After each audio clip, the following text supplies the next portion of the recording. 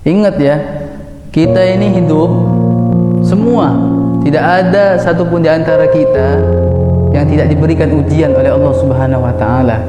Jangankan kita manusia yang biasa seperti ini, seorang nabi, seorang rasul, Nabi Muhammad pun sekalipun itu diberikan ujian oleh Allah Subhanahu wa taala. Kenapa? Karena dengan ujian ini, dengan cara ujian inilah Allah Subhanahu wa taala akan mengangkat derajat hambanya. Idza ahabballahu 'abdan ibtalah. Allah kalau sudah cinta sama hambanya, pasti Allah akan berikan ujian kepada hamba tersebut. Tapi kadang-kadang kita aja yang kurang bisa memahami ujian yang Allah berikan kepada kita. Beberapa di antara kita ketika diuji sama Allah baru sedikit ujiannya, baru kecil, ya sudah bisa seuzon sama Allah, sudah bisa mengadili Allah, menghakimi Allah Subhanahu wa taala, waliyadzubillah.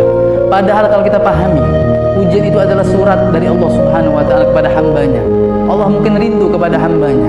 Mungkin ada hambanya yang lupa, yang ghafil, yang lalai sama Allah Subhanahu wa taala, dikirim ujian sama Allah Subhanahu wa taala. Agar apa? Agar hamba tersebut ingat kembali kepada Allah Subhanahu wa taala. Berapa banyak di antara kita ketika diberi ujian baru ingat sama Allah Subhanahu wa taala? Banyak. Kalau kita udah diuji sama Allah, diberikan ujian, baru ingat sama Allah Subhanahu wa taala. Maka dari itu harus kita tanamkan dalam hati kita.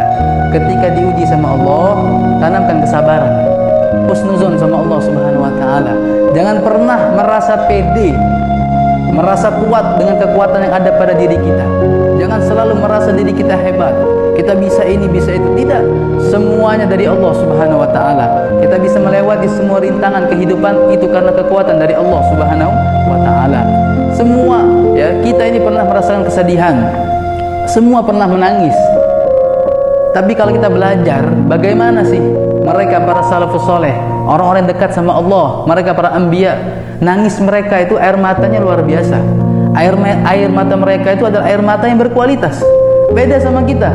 Kita kalau seandainya nangis itu karena sebab keterkaitan dengan dunia. Hilang handphone, nangis. Ya, kehilangan kendaraan, nangis. Hilang rumah, ya, nangis. Tapi kalau mereka orang-orang wali Allah, orang dekat sama Allah, mereka nangis karena khauf, takut dengan Allah Subhanahu wa taala. Mereka tinggal sholat berjamaah, mereka menangis. Mereka tidak membaca Al-Quran satu hari, mereka menangis. Mereka tidak qiyamul lail satu malam, mereka menangis.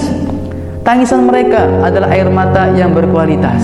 Oleh karena itu mari kita belajar ya, bagaimana mereka hidup, cara mereka mendekatkan diri mereka kepada Allah Subhanahu wa taala, bagaimana sikap mereka ketika Allah hadirkan ujian-ujian di dalam kehidupan mereka.